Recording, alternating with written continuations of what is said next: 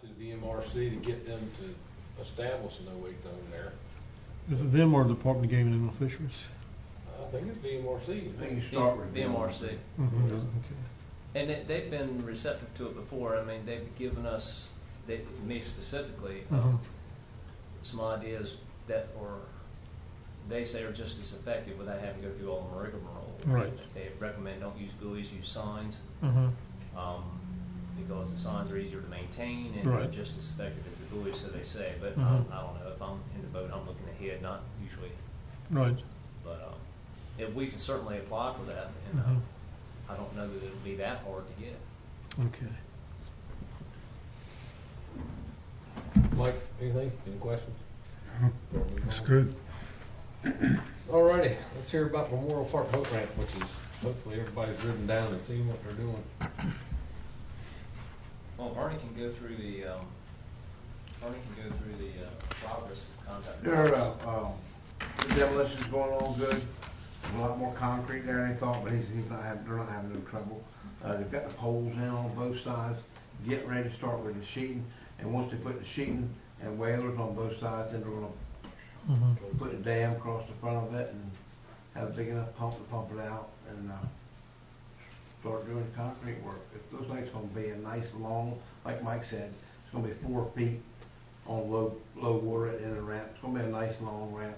And when we get the down the middle, it's partially, probably not, I think it's halfway down, it's concrete, and then the floating dock after that. So actually, when you pull in there, it's a double ramp, but you ain't gotta worry about bumping into our boat, because it's gonna be a floating dock in between you and the other boat. Mm-hmm. The ramp space itself, each ramp is 15 feet wide, clear distance. Okay. And then, I believe the floating dock's 4 feet 4 wide feet wide. in between that. Floating barrier. So Yeah, you've got a total of 34 feet wide from bulkhead to Mhm. bulkhead. it's really a nice setup for, And the ramp length is 59 feet, 8 inches, something like that. So Right. you've got close to 60 feet of length. I thought it was gonna come over farther and take that little parking lot on the side, which it is not. Mm-hmm. It comes right to it, but Okay. it will not take that little parking lot. But they're doing a very good job. I go down there and talk to them every day, and they're coming along. Like I said, they've got all the poles in on both sides and get ready to put the sheet in. I have an idea they'll have sheet in tomorrow probably. Well, it looks good.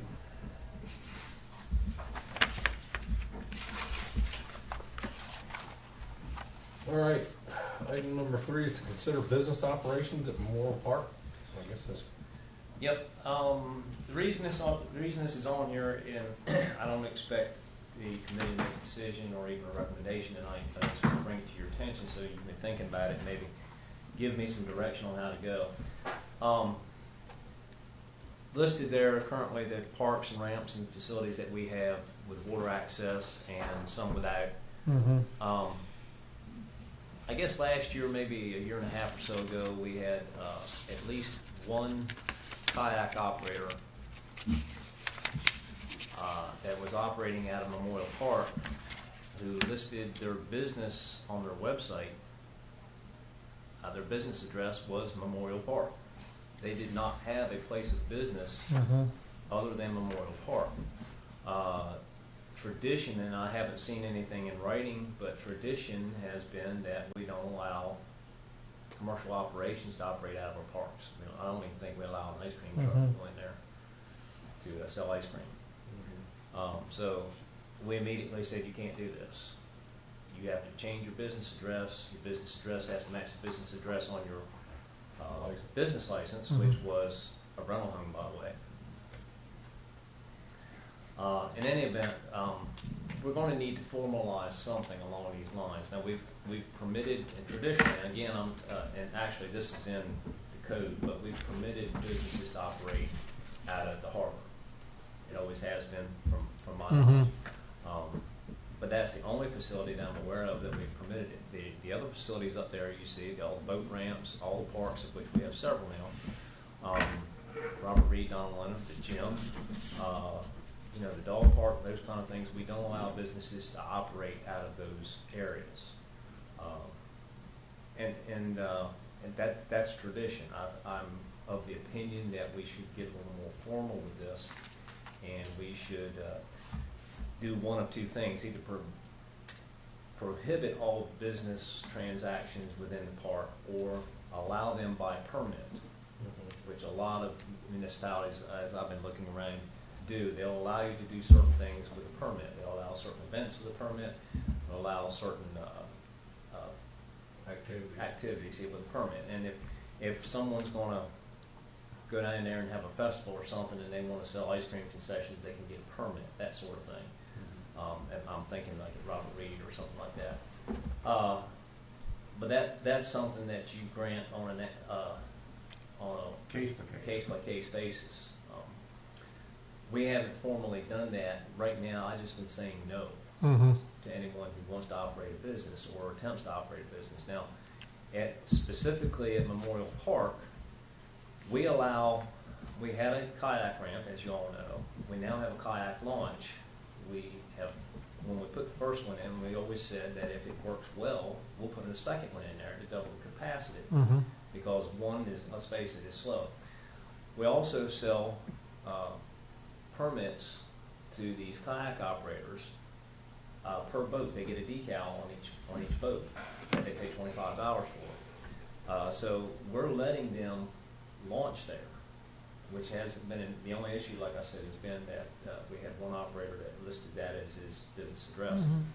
The thing that we're going to run up again, I can think of at least 4 kayak operators that are using the park right now.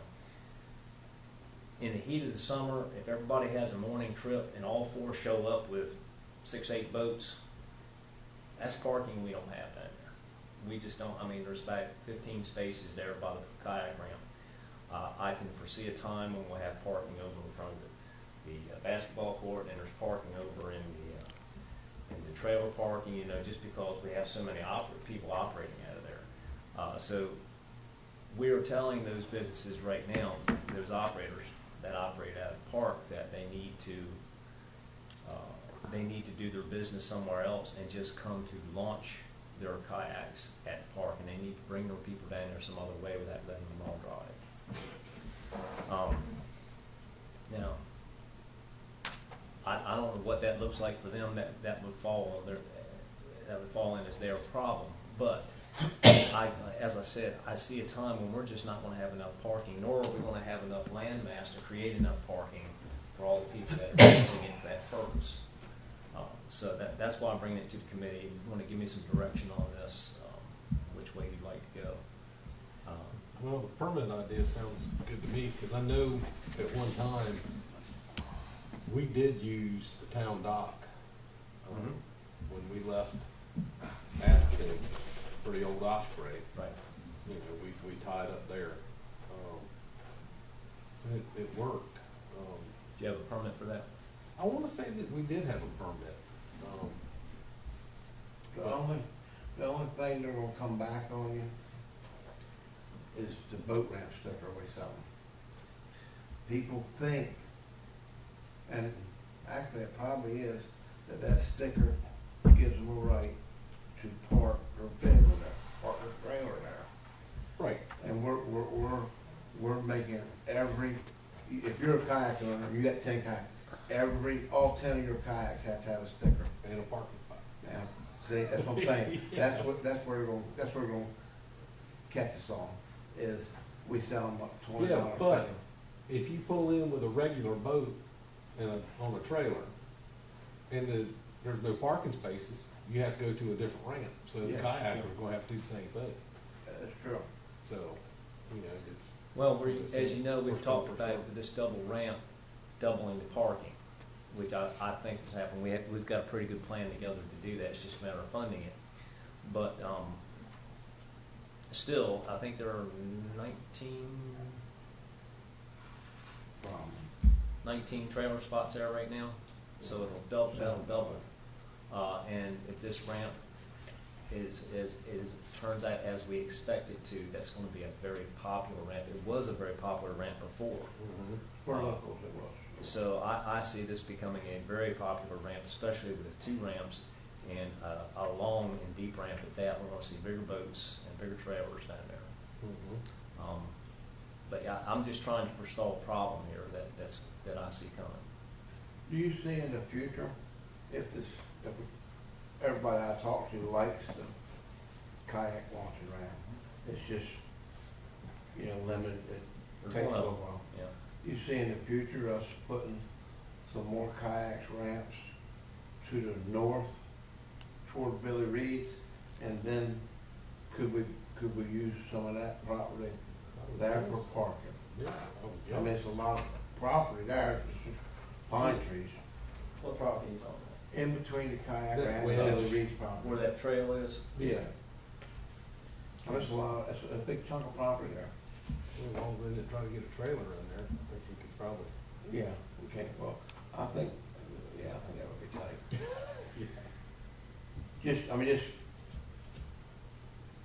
Just thinking is all. And keep all the kayakers Yeah. on that end. You're talking about in this area. Yes, sir. Yep.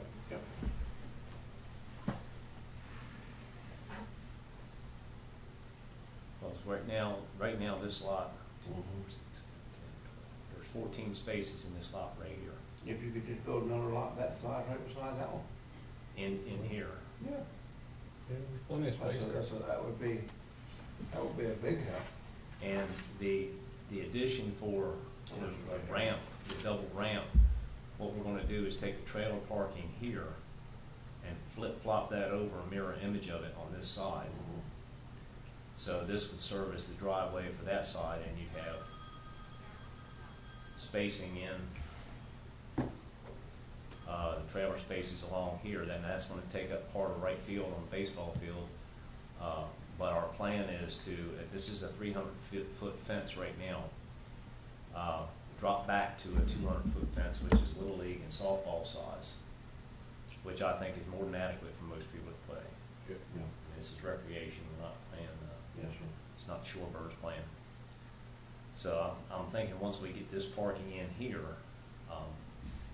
that, we drop back and just move the fence, put a fence in here for a regular ball field, and we'll Yeah. improve the dugouts as well. Good idea. But Wes is working on flipping this lot over right now, creating another twice as much parking. Because you know what happens on busy days when you're down there. They were parked all around the circle, some were parked up on the median. It's wherever you can find a place to put it.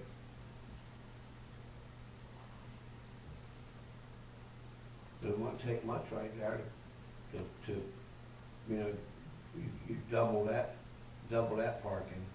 You could go, I mean, here. yeah,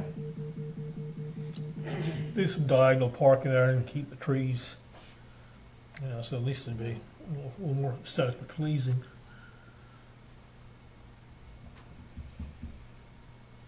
We can look into it. parking.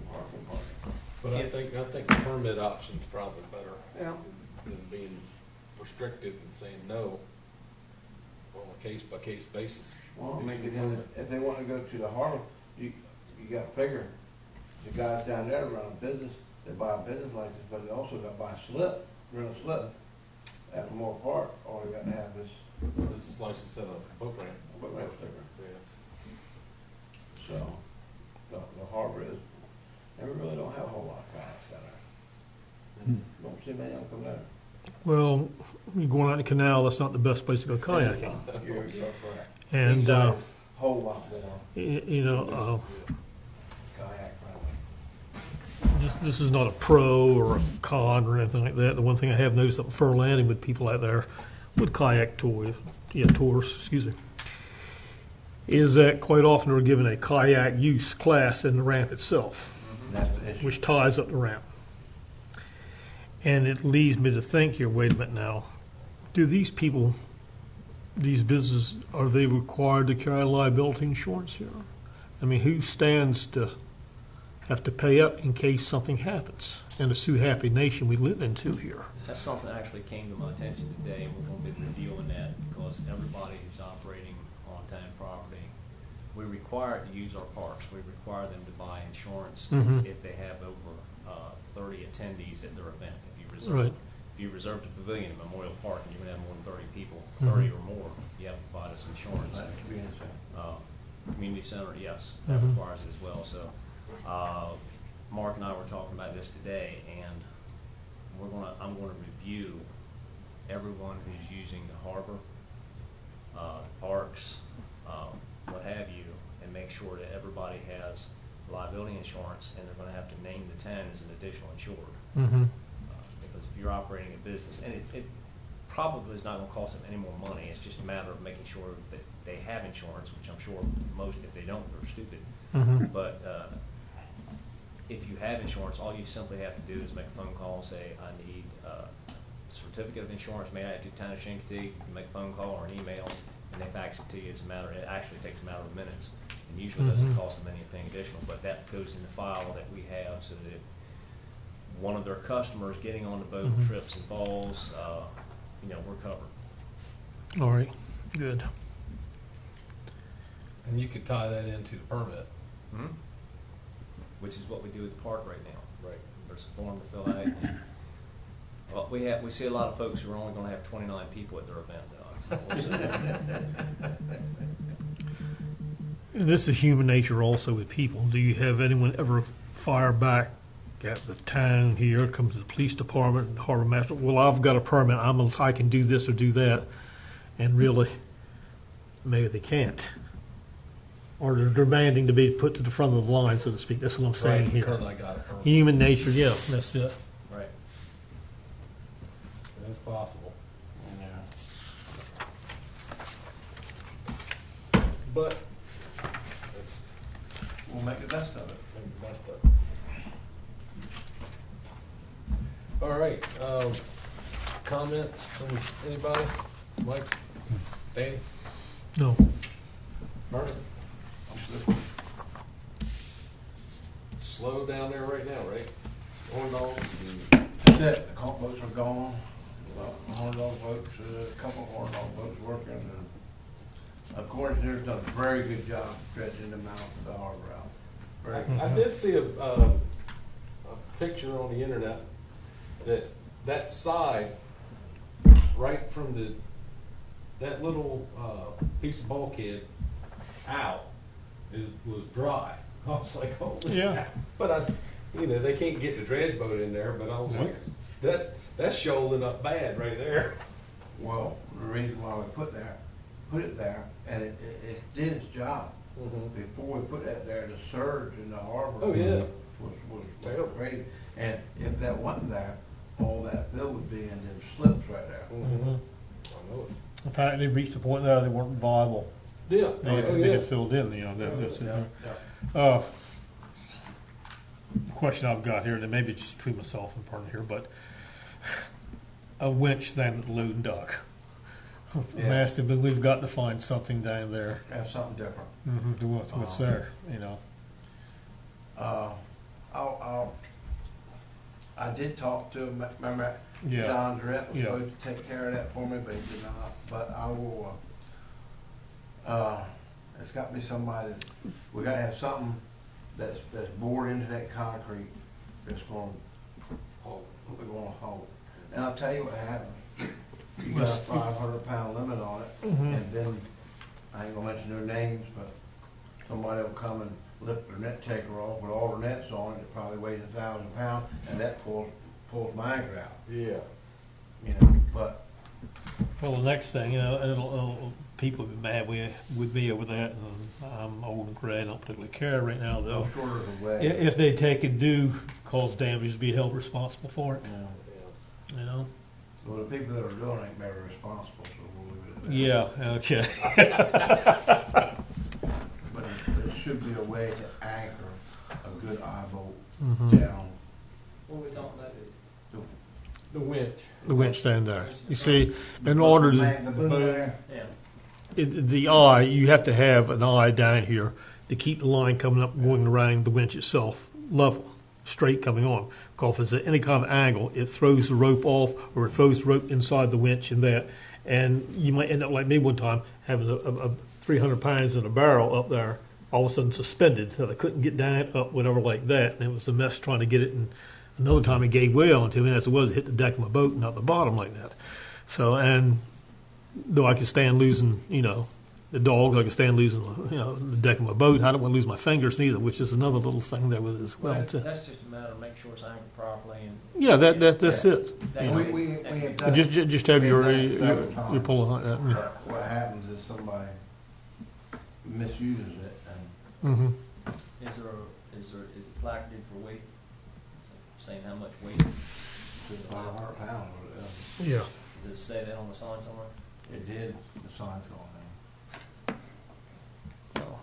Like signs, steel sign. And Mhm. it's just like everything else, that they don't know how much weight their net taker is. Mm-hmm. Oh, yeah, Well, it's most probably people- 500 down. pounds. Most people take their nets off. Most Right. people. We did have one really big shark, which was recreationally Yeah. caught, lifted out of there. And ended up having to get TW come there with his tractor lifted on that. So, and I don't know if it ever happened again, but it is a possibility. With whether the tournament stand up, which we have, which will go out of Robert Reed like that, or Don't be no shark, you're not like catching them. well, They're out all. All right, I'll entertain a motion to adjourn. Move to adjourn. second. All those in favor, signify by saying aye. Aye. Get out of here.